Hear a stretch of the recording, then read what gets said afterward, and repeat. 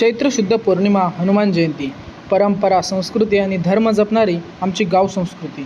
उन्हाची तीव्रता वाढत असताना मंद झालेल्या भुकेचा अग्नी शांत करणारी आमच्या गावची ही शेकडो वर्षाची आंबेळ पौर्णिमा.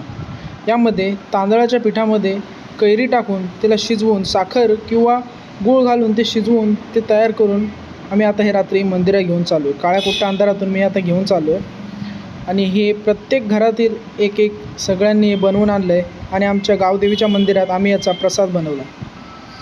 आता सगळ्यांची जी आंबीळ बनवले, सगळ्यांची एक एक पानावरती सगळ्या एक एक चमचा काढून त्याचा प्रसाद आम्ही गावदेवीला दाखवणार.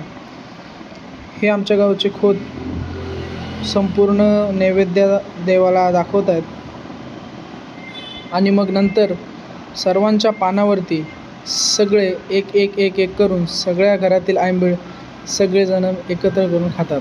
खूप मस्त आंबट गोड अशी चवीला लागते. तुम्ही एकदा घरी ट्राय करून बघा. धन्यवाद.